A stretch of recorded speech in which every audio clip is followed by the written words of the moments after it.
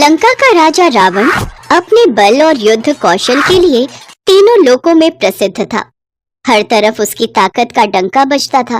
वो लड़ने के लिए हमेशा अपनी बराबरी के योद्धा की तलाश में रहता था। उसे उन्हें मारने में बहुत मजा आता था। हनुमान जी ने लंका को जलाकर रावण के अहंकार को तोड़कर उसे अपने बल का परिचय दिया था।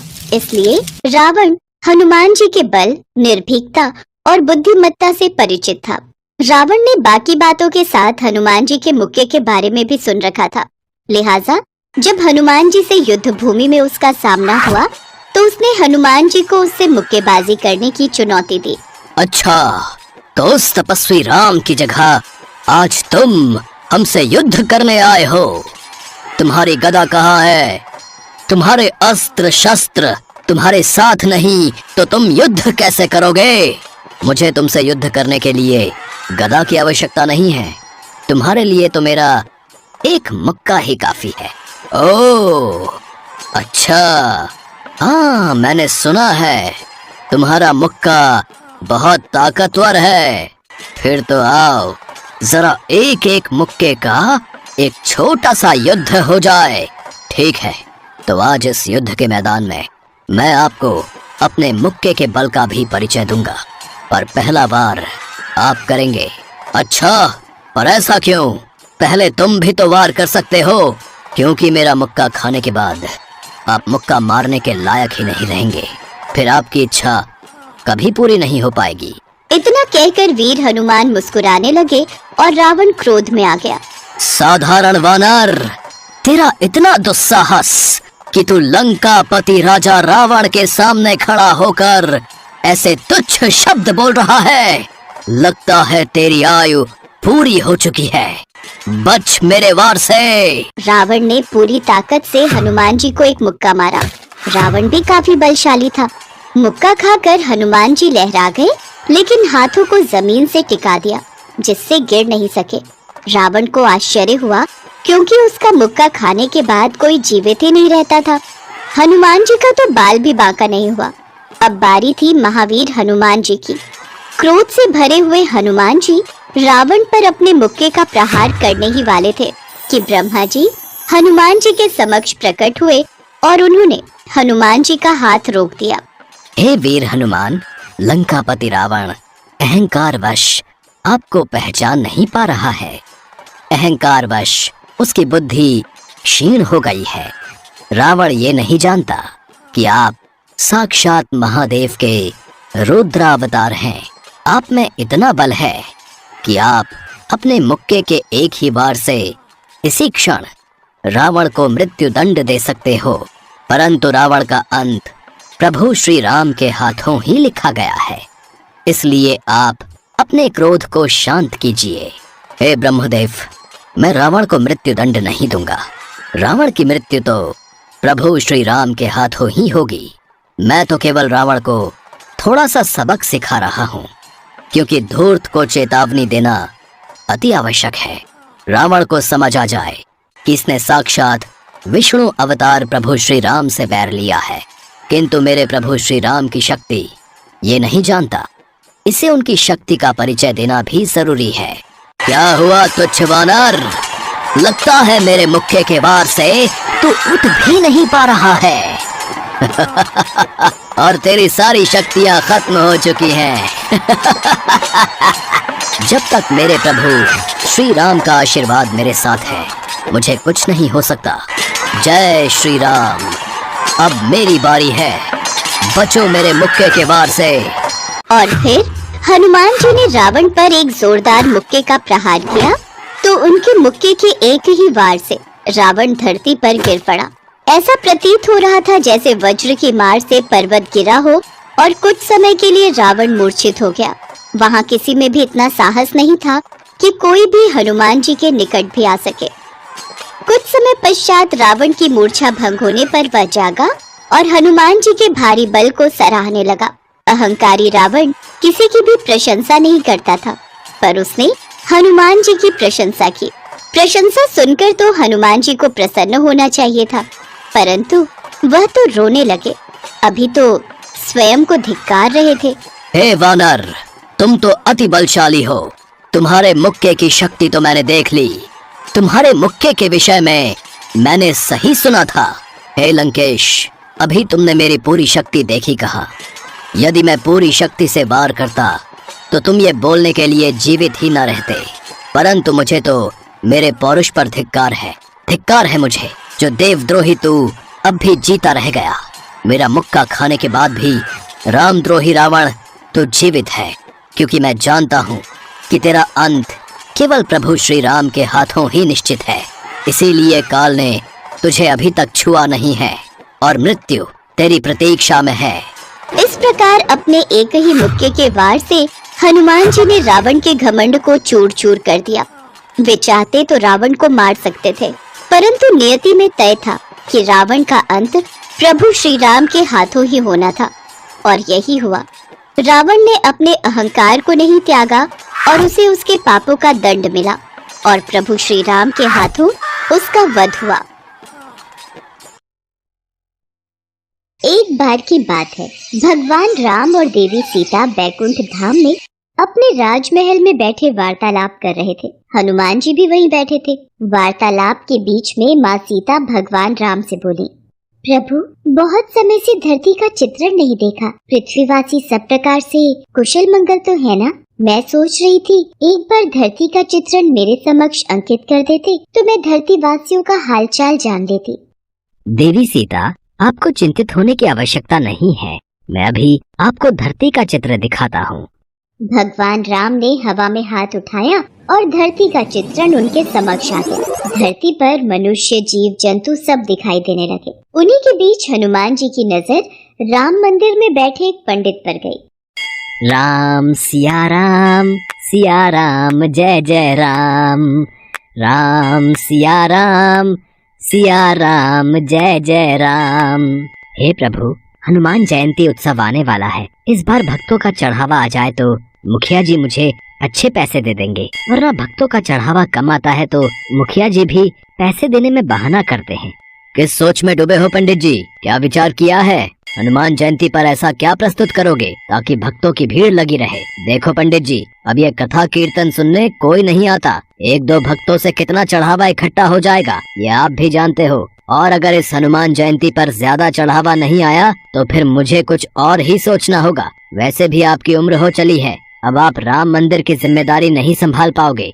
मुखिया जी, ऐसा न कहिए। गांव में राम मंदिर की पूजा करते हुए मुझे कई वर्ष बीत गए हैं और इसी मंदिर के कार्यभार के सहारे मेरा परिवार चलता है। लक्ष्मी बिटिया की शादी की बात पक्की कर दी है। अचानक ये मंदिर का कार्य छूट गया तो लक्ष्मी की शादी कैसे कर पाऊंगा? ठीक है, फिर हनुमान जयंती उत्सव आने तक ऐसी रौनक लगाना कि भक्तों की भीड़ दिन रात राम मंदिर में आते रहे। मंदिर में हनुमान जी की सोने की मूर्ति लगवानी है। इसके अलावा जितना चढ़ावा आएगा कार्य उतनी जल्दी संपन्न होगा। हे बजरंगबली, अब मैं क्या करूं कि राम मंदिर में भक्तों की भारी भीड़ उमड़ पड़े। हनुमान जयंती को तो अब आप ही कुछ कीजिए, मेरी सहायता कीजिए बजरंगबली। प्रभु, मुझे लगता है पुत्र हनुमान को सहायता के लिए जाना चाहिए। सीते, हम भी हनुमान को यही कहने वाले थे। पवन पुत्र, तुम इसी समय धरती लोक पर जाओ और पंडित जी की सहायता करो। उन्होंने तुम्हें सच्चे हृदय से पुकारा है। ठीक है प्रभु, मैं इसी समय धरती लोक पर पहुंच जाता हूँ। हनुमान, तुम्हें साधारण मनुष्य की भांति ही पंडित जी की सहायता करनी होगी और आवश्यकता पड़ने पर ही अपनी शक्तियों का उपयोग करना। श्री राम और माता सीता की आज्ञा पाकर हनुमान जी मनुष्य रूप में धरती लोक में पंडित जी के पास पहुँचे। जय श्री राम पंडित जी, मैं बड़ी दूर से आया हूँ। क्या कोई काम मिलेगा? आपकी अति कृपा होगी। काम? इस मंदिर में तुम्हें काम तो दे दूं, पर मेरे पास इतनी धनराशि नहीं कि तुम्हें तनख्वाह दे सकूं। पंडित जी, काम के बदले में आप मुझे रोजाना मंदिर के चढ़ावे के फल खाने को दे दिया करना। मेरे लिए वही काफी है। इसे काम पर रख लेता हूँ। मंदिर के कार्य में मेरी सहायता करेगा तो मुझे भी सहारा मिलेगा। अब ठीक है, तुम आज से ही मंदिर की साफ सफाई और पूजा की व्यवस्था का कार्य कर दिया करना।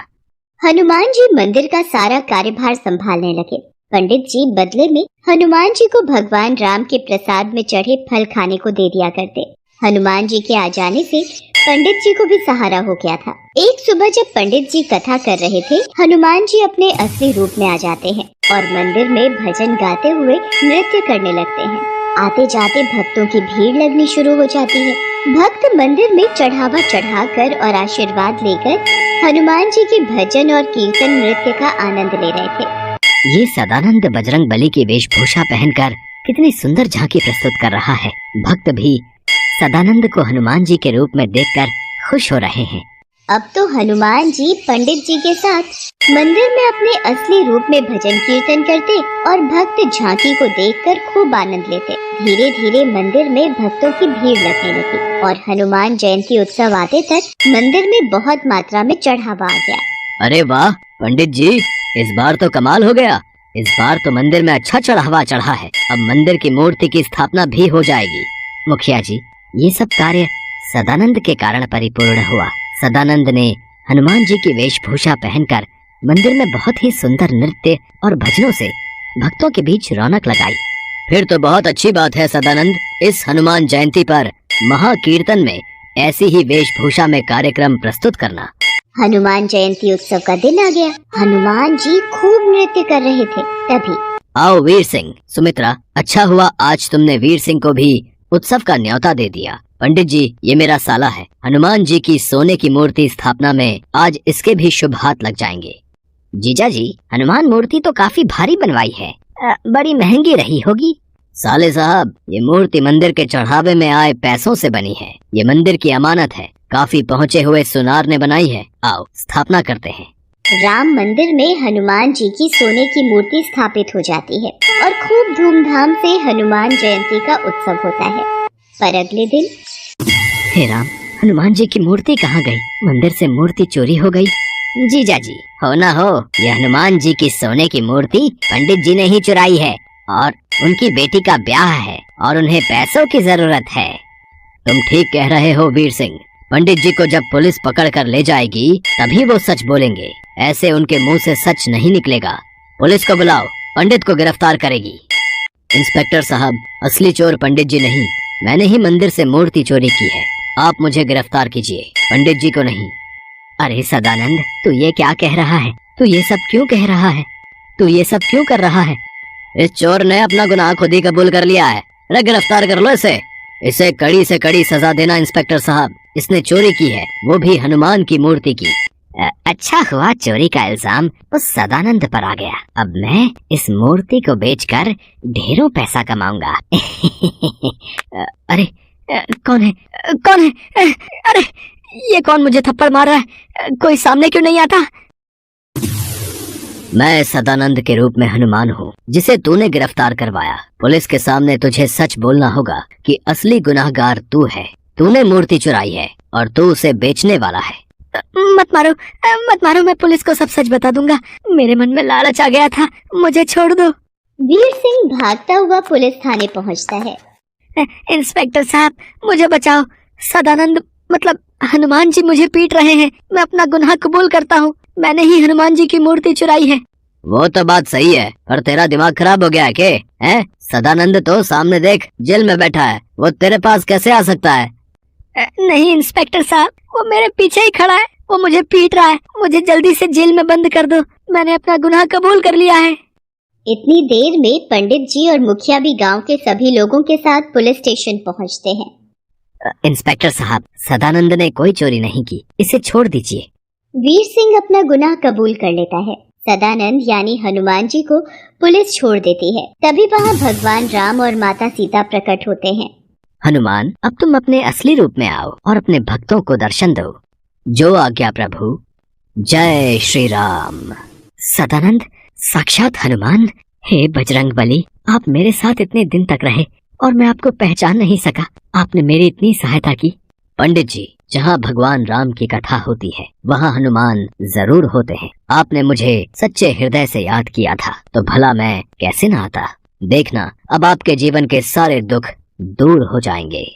पंडित जी की आंखों में आंसू आ जाते हैं। पंडित जी और मुखिया जी समेत सभी गांव वाले हनुमान जी को सिर झुकाकर प्रणाम करते हैं। उस दिन के बाद मुखिया पंडित जी को कभी भी मंदिर से जाने के लिए नहीं कहता। हनुमान जी की कृपा से पंडित जी के जीवन में खुशियां आ जाती हैं। और वो अपनी बेटी लक्ष्मी की शादी धूमधाम से कर देते हैं।